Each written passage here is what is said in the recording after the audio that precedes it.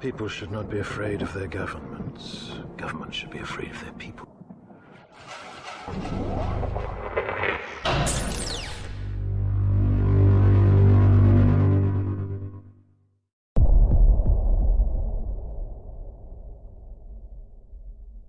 We have an army of digital soldiers.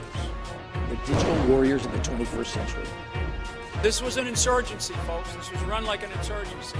Irregular warfare at its finest. The corrupt establishment knows that we are a great threat to their criminal enterprise. Our Independence Day is at hand. James Comey go out there and basically called out anyone that had the audacity to want to have answers to what happened to launch the investigation into the Trump campaign. He said, go ahead, investigate the investigators if you must. He also said this: there was no corruption, there was no treason, there was no attempted coup. Those are lies, and dumb lies at that. There were just good people trying to figure out what was true under unprecedented circumstances. Dumb lies. Yeah. Nothing to see here if you open the pages of the Washington Post. It sounds like there's panic in the world of Jim Comey. Who cares what he thinks? We said no collusion for 2 years, and they couldn't take us at our word. We had to waste $40 million of taxpayer money, 22 months, 500 witnesses, 2,800 subpoenas, and the list goes on and on, 1.4 million documents to come up with what we said all along, no collusion. I stood here many times and said that as the campaign manager, no collusion, and yet we're just supposed to read Jim Comey in a friendly, favorable news outlet say no corruption. So let's find out. Those who said transparency, facts first, accountability, let's have it now. I can probably come up with $35 million and I got 22 months. How about you guys? Kellyanne? I can wait for 500 You can witnesses. find 17 lawyers. Yeah. Well, and the other thing is, I really resent him saying just good people trying to get to the truth. We already know that Andy McCabe, his number 2, lied. We already know that Jim Comey's a liar and a leaker. We already know that they wrote books that basically are on the fiction list. We already know how much the texters, of course, were making fun of Trump voters. Peter Orr, Nellie Orr, all these folks, we know the dossier was discredited. And I will tell you something. On January 11th, 2017, Donald Trump, the president-elect, held a press conference in the atrium of Trump Tower. You may remember this. And he took questions from basically every outlet, almost every outlet. That night, I went on TV on a different network and told that network, your reporting on what Jim Comey told the president is wrong. They kept relying upon and printed articles about this 2-page summary. There was no such thing given to the president. He was briefed orally by Comey. They just think people just presumed, given the benefit of the doubt, people just presumed that President-elect Trump had been briefed the same way President Obama and Vice President Biden had been briefed on the phony fake dossier. That is just not true. And they've admitted that. That's been admitted since. So we have so many inconsistencies and flat out lies from these known leakers who have lied under oath to Congress and elsewhere that it's worth investigating. I would just ask them, what are you so afraid of? President Obama should have informed the new team on the campaign. Somebody should have told us that intelligence had made very clear to them that Russia was trying to interfere in the campaign. They ignored it. They didn't act on it because they wanted the woman who lost the race, whose name I never say anymore, lest I be accused of still saying her name, her. They thought she'd win, and in fact, they wanted her to win. And so, and look, Jim Comey, I think Ari Fleischer had it right in your last hour. Jim Comey is known as a grandstander and a showboat. It very much bothered the president to have somebody as the head of the FBI who acted thusly. He fired him for other reasons, obviously, and he didn't need any reason to fire him, but he had plenty. But the fact is that he put everybody in a very bad position when he usurped the responsibility, the duties, the rights of Attorney General Loretta Lynch and the Department of Justice. It was, read the Rosenstein memo from May of 2017, still one of my favorite documents ever, because they lay out that he actually said people of differing views all agree on one thing, that Comey had mishandled the Clinton investigation by running in front of the cameras. And so, no, I'm not going to give them credit, since we already know people were running around trying to put their thumbs on the scale. And by the way, so we we know a little bit. We don't know everything. I think what happened after Trump was elected and during transition is probably what intrigues me most, which is after they were shocked and the world was shocked that Donald Trump was elected and they were trying to undo the election or redo the election. And of course, they can't do that. But they were trying to declassify stuff or lower the classification. That's something we need to know. Thanks to Judicial Watch, we now have even more evidence in corruption and incompetence at the highest levels of our bureaucracy. Newly uncovered documents are showing that the conduit of the deep state himself, Bruce Orr, was actually given a whopping $28,000 bonus and a raise, compliments of you, the American people, during the very height of the Russia witch hunt. But that's not all. Yet another discovery from Judicial Watch is revealing how the Clinton email investigation was so botched that important investigatory notes are now totally missing, while others are damaged beyond repair. Nothing to see there, folks. Judicial Watch has been doing just tremendous work lately, Tom, and your recent discovery here of this missing information with the FBI. I have a theory on this. Tell me if you think I'm right. This is the Inspector General of the intelligence community's notes with the FBI, correct? Some of them that are missing?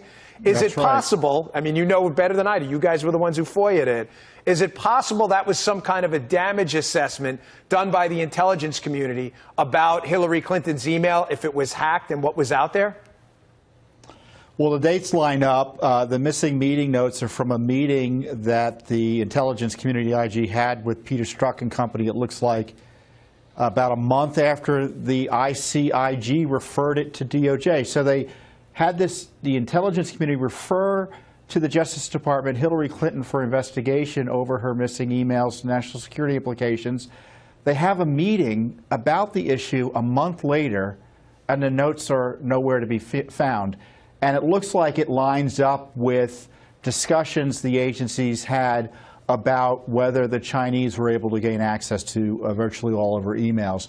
And the notes are gone. And it's as a result of a lawsuit that it's come out. It's not a voluntary disclosure. And, you know, to me, it just shows you they didn't care. I mean, it was a sham investigation. Oh, they lost some notes. Who cares? Last week, they admitted to us that there were 302s, 4 witnesses. The interview statements were missing. So, you know, if you don't care about the investigation, you know it's wired, you're not going to do the basics like keep notes of the meetings and be diligent in recording everything that happened. In the Judicial Watch report on this was the potential that some of this Hillary Clinton information that was on the server may have appeared on the dark web, and some of it was obviously classified, with classified markings being stripped out. I mean, this is really staggering information. We're talking about the Secretary of State. She's not trafficking in low-level information. Well, Mueller didn't tell us the full story about the origins of the case. They suggested it started much later than it actually did. You know, the FBI hasn't, quote, told us anything. It's all been leaks and suppositions. Mueller was supposed to tell us the truth. And if you've seen, the Mueller dossier is being shown to be a sham. If I were the AG, Dan, I would issue a black box warning with the Mueller report, the equivalent of a black box. You can't trust it. We disavow it. It's there if you want to look at it. There may be some facts you're able to double check, but we can't vouch for it. I love that. And, you know, and so we've got these documents coming out, for instance, that Bruce Orr's getting an unusual bonus, at least given his recent salary history, in the middle of the Russiagate investigation, just about at the time he's launched by the FBI and DOJ to be the back channel, as you pointed out, to Christopher Steele after the FBI fired him. So he gets this big bonus. Then it comes out that he was dealing with Christopher Steele on the down low because evidently Sessions and company didn't know about it, so they removed him. And you know what? They kicked him upstairs to this international group and gave him a raise. Yeah. I've hypothesized from the start that Orr is the key to this whole case. He seems to be the information launderer, as I refer to. He wasn't money laundering. He was laundering information. He was making illegitimate information look real because it came in through his position, through his wife and him at the DOJ. Now he gets a raise for it. But one of the abnormalities in this case, I know you've been all over in your books, Simpson and Orr, their stories don't make sense. Simpson said he contacted them after the election in Thanksgiving and contacted Orr around Thanksgiving, but Orr's saying he made contact with Simpson in August. So obviously those stories can't marry up. And now we learn today, thanks to Tom Fitton and Judicial Watch, Orr's getting a $28,000 bonus for the work he did that resulted in his demotion. Yeah, the Attorney General should just look at the documents his agency and the FBI are giving to Judicial Watch. He can do all the prosecutions he needs to based over that. Right. It's incredible. It's all there in the public domain already. 18 months since we learned that the Clinton campaign and the DNC funded the Steele dossier. So we now learn that the FBI investigation, the key evidence, was funded by the Hillary Clinton campaign. And yet not a single reporter has asked a question at any venue where Mrs. Clinton has appeared in the last 18 months. And her campaign has not responded in 18 months to the Senate Judiciary Committee's request for documents and answers. And the questions are, what did she know and when did she know it?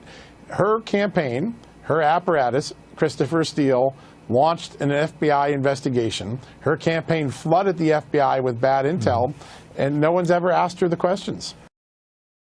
This was a giant political dirty trick, and the FBI and the CIA and other intelligence apparatus were used to carry it out. We now know 2.5 years later there was no collusion, but someone created the illusion of collusion for 2 years. The FBI in the lead and Mrs. Clinton's political opposition research team in the rear feeding it. It's absolutely remarkable that she hasn't been asked any questions. So I posited 10 questions, and hopefully the public will start to focus on what we need to get her to answer. Yeah, so we've interviewed several witnesses and several members of Congress who have gained information just in the last few weeks that the British National Security Advisor wrote the incoming Trump administration in January 17, long before Mueller was reported, even before the second FISA was issued, the Brits were warning them that they thought Christopher Steele had no credibility, was lacking in reliability, that his allegations weren't corroborated. It's extraordinary if that happened. Now, everybody's looking for this letter. It's been lost or misplaced. But there are witnesses who remember it, and there's a search underway in Congress to locate it. It would be an extraordinary document. And it would raise a lot of questions, because if they warned the Trump administration as they were coming in 10 days before inauguration, they almost certainly would have also warned the Obama administration before these additional FISAs were sought. It's a remarkable time, and I think President Trump has the opportunity while in Britain with Theresa May to perhaps get some answers about what the Brits know now. So the letter was sent from Sir Mark Lyle Grant, then the National Security Advisor of Great Britain, to Mike Flynn, the incoming National Security Advisor to Donald Trump. And that's remarkable in and of itself. Flynn says to his lawyers he doesn't remember that letter, but he was questioned about it by Bob Mueller during the briefings that occurred. So even Bob Mueller's team knew the letter existed. What we're trying to do is locate that letter now, and several members of Congress in the House and the Senate are in search of that letter tonight. I want to start with these Devin Nunes having to go back and try to get these documents. I mean, the FBI has been slow walking these things. They've been under subpoena for a couple of years, and they still haven't responded. Yeah, the FBI, the Department of Justice, both have been obstructing justice. You know, I say Christopher Wray is James Comey in a different suit. And Rod Rosenstein, before he left the Department of Justice, was also obstructing lawful subpoenas from Congress. It's outrageous. And I'm hoping that with Bill Barr at the helm now, that all of this nonsense will stop and that these documents will be turned over. When I was the chairman of the committee, I actually issued some subpoenas that were never responded to from the Department of Justice. There has been a lot of slow walking, but we have that, but we also have this Inspector General report, and we do have a different Attorney General in Attorney General Barr. That's right. Attorney General William Barr isn't going to hold back here. He said he's promised the American people that he will get to the bottom of this. He wants to know the origination of the FBI's investigation into President Trump and all of these allegations that he was conspiring with Russia, which we now know are debunked. Even more importantly, I think you brought up such a great point, the fact that Andrew Weissman, and by the way, Peter Strzok as well, the anti-Trump FBI agent who's famous for all of his his text messages with his paramour, Lisa Page, the fact that they're writing these apparent tell-all books when they've worked so hard to withhold information from the American public, think about the hypocrisy here. And Christopher Wray has every duty and every obligation to turn these documents over to Devin Nunes. It's very important that we understand what happened at the very beginning of this investigation, because without that information, the American public will not have the answers that it needs in order to make their own minds up about what happened here with this investigation and the malfeasance that apparently took place with the FBI and the Department of Justice. Well, clearly they've been slow walking this, but I don't think Attorney General Barr nor will Mr. Durham will they put up with any of that. And I love that the president actually went out, put out official notifications so that Attorney General Barr can't be slow walked also by the intelligence offices. I'm glad that Devin Nunes is on top of it and has the continuity from the past, the previous Congresses as well. I've got a real problem with people that have such high security clearances, higher than members of Congress. People like Brennan and Clapper and Weissman and, and Comey and McCabe. I mean, these are all people at the highest echelons with the highest security clearance, and then they think they can just go on television and start talking about this stuff and writing books. Well, this is what I don't understand, and I think this is what the American people don't understand. Brennan was supposed to have his security clearance revoked. We've heard that he still has his security clearance, despite the fact that President Trump ordered his security clearance revoked. So what we know is that there's been a lot of slow walking in the bureaucracy. People aren't following through, and he goes on television. He makes money on the cable networks, he and Clapper, both with high-level security clearances, access to those secrets, and spews anti-Trump, anti-administration hatred. They target the president consistently. It is a national security issue. Boom.